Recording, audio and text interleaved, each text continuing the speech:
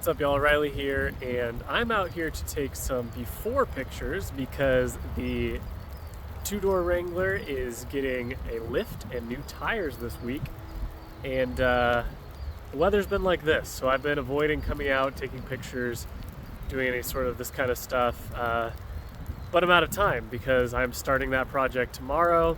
The weather's supposed to be a little better and I have to make the best of it, so I'm out here in the rain, grab some before photos.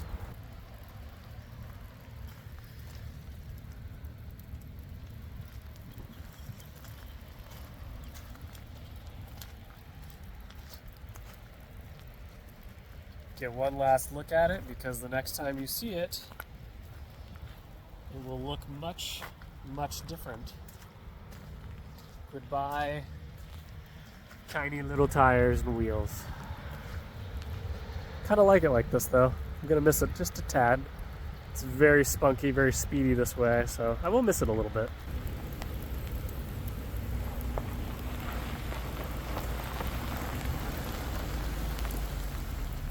As you might can tell from the lather that I've worked up, I am neck deep in this installation. This isn't an install video. I'm not going to do a step-by-step how to install this lift kit. This is more of a before and after, but that being said, I will show you some things as I put this kit on, share some thoughts if I have any, and then we get to the good stuff, which is the big reveal. I have everything out right now, so I want to show you the difference between the factory parts and the new TerraFlex and Falcon parts. As you can tell, quite a bit of difference between the two, especially the shocks. The bodies are much larger, and then the shaft is obviously much, much longer. So yeah, we've got her all apart. Time to put her back together. The front is done, and I have to tell you, it is looking big and is looking awesome. I brought Hannah out here to show her, and she freaked out a little bit. I wish I would have got it on video, but it looks great. I have a little bit of daylight left, so I'm going to start on the rear now. It is day number 2. I worked into the night last night, so I didn't get to update you as I would have hoped, but I'm glad I did because it's been raining all day today, and this is one of the few quiet periods that I've had to come out here and work without a thunderstorm. So we'll see if I can get it done. Kind of have to because I'm picking up a buddy from the airport tonight.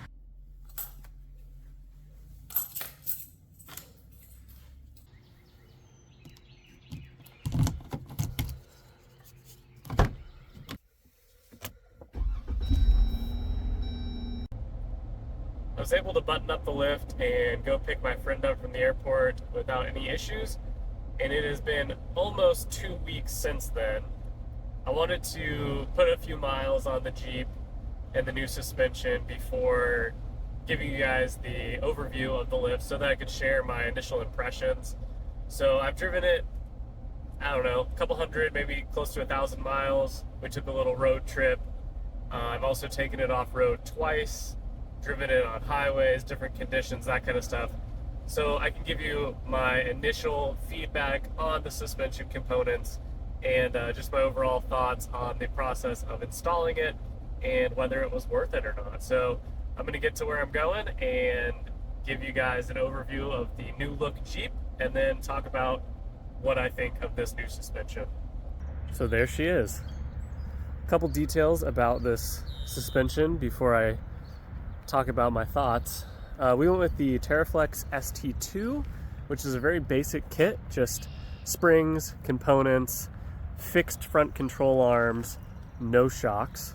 For shocks, we went with the Falcon SP2 3.3 adjustable shocks. So they're piggybacks with adjusters. I'll show you those, talk about them a little bit. And then the wheel and tire setup is 18-inch by 9-inch Anthem off-road wheels Intimidators in satin black. They're minus 12 millimeter offset, and then the tires are 35 by 12.5 Mickey Thompson Baja Boss ATs. So let's get into each component and talk about why we chose them and how I like them. So here we're looking at the front Falcon shocks. You can see they're the Series 3, and then down there you can see they're the SP2. There you can see the adjustment knob. Right now I have them set on soft. You can adjust these. So currently on soft, then we would go to the middle one, which allows you to use this fine-tuning adjustment, and then this would be firm. Because the Jeep is light, I've been keeping them on soft almost all the time, but I'll talk about that a little bit more in a second. The SP2 means that before you install these shocks, you can actually set them to an overall kind of foundational setting. So you could have them as performance, which is going to ride a little firmer but give you more road feedback, more control, etc. Or you can set them to soft, which is what I've done because the Jeep is light, but that also is a great mode for cold weather application because of the viscosity of the fluid. So overall, really happy with the shocks. Like I said, I've been primarily running them on double soft, if you will, soft foundation and then soft on the adjustment knob. The only time that I would run them on setting 2 and use those fine adjustments is on the trail or on the highway for a little more stability, I guess I should say, or on exceptionally curvy roads. A little more stability, a little bit more control, and a little bit more stiffness for absorbing any like drops or bumps off-road. The wheels and tires are something that I'm particularly happy about. I've been with Anthem off-road for, this will be the third build now, and this is the first time I've gone with the Intimidators, which I've always avoided because I don't tend to like shallow spoke designs. So what I mean by that is how close these spokes are to the outer rim of the wheel, because when you're off-roading, there's less protection for your wheel. You might, scratch it up a little bit more, your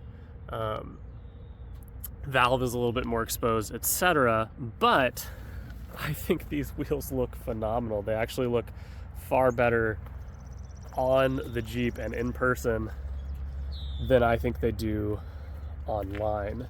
So I'm very happy with them. As I mentioned, they're 18x9 and they are negative 12 millimeter offset. So you can see here the amount that they stick out from the fenders. So just a nice bit of stance there.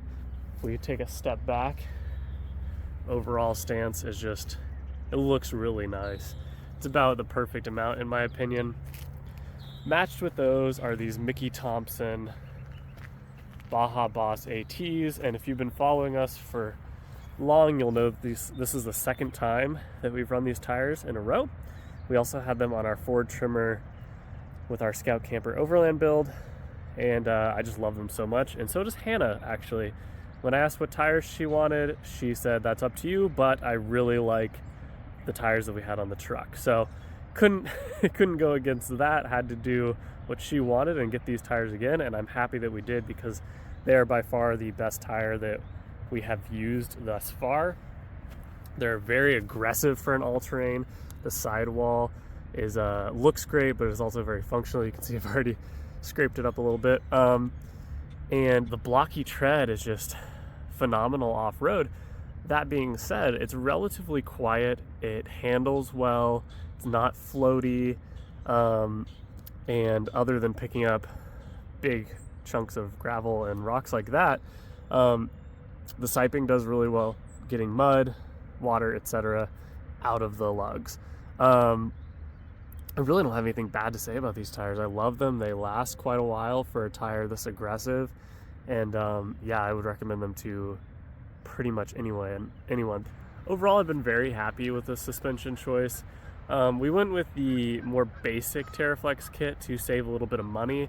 I know you look at this Jeep and everything that we've done to it so far, and it doesn't seem very budget friendly, but for us, this is pretty budget friendly. We do have some partners in the industry that helped us out a little bit. So shout out to Anthem, Trail Built, Custom Offsets, that whole crew. They're great. But yeah, I've been super happy. The Jeep feels planted, it feels confident, it even feels sporty. We didn't lose a whole lot of acceleration and handling compared to stock. Obviously, it is a noticeable difference, but it's really not bad considering stock gearing. The shocks are phenomenal. They absorb imperfections in the road, far, far, far better than the stock setup did. And off-road, it is actually a little scary how fast you can go. The faster you go, the better the shocks seem to absorb those imperfections in that rough terrain.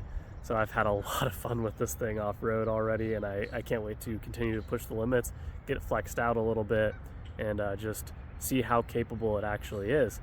You'll notice that there are a couple other changes I made while the Jeep was under the knife, if you will.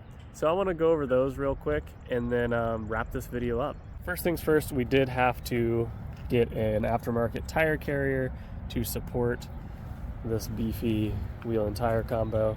So I went with a used, I found it on Facebook Marketplace, used Rusty's off-road tire carrier, and it is rock solid. I mean, like I said, I had this off-road. This tire does not move.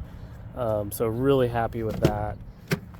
Feels smooth, opens and shuts without an issue, and relocates the backup camera and the brake light, which is hiding in there. So really pleased with that. On the front, we have a Jeep JL Forum find, actually. So this is a Moto-built crusher bumper with a hoop. I actually got this from a guy who unfortunately totaled his Jeep, so feel for him, but he replaced it and his new one looks awesome. Anyway, it was in good shape. It did need to be repainted, so I cleaned up the rust, got some new hardware and repainted it, but I think it looks great. I love how this curvature works with the body of the JLs. The hoop looks great, and it does have a provision for a winch, so we will be doing that in the future. Mounts to the frame, also mounts to the crash bar area of the frame down here, which is a nice little bonus. And all together, it looks really, really nice. I'm a fan of stubby bumpers as far as appearances. I have opted for full width in the past for safety and protection, but this Jeep is kind of an around town fun vehicle, not really a long trip expedition type vehicle, so I felt okay going with a stubby bumper and giving us a little bit more of an approach angle. Overall, I'm super pumped about how this Jeep looks and how it performs. I will be filming some more videos of it off-road and giving you feedback as I put the suspension and the shocks through their paces, but initial impressions are all good, so I'm very happy. If you enjoyed this kind of content, if you want to follow along with this Jeep build, be sure to subscribe if you're not already, give this video a like, and comment below. What should we do next?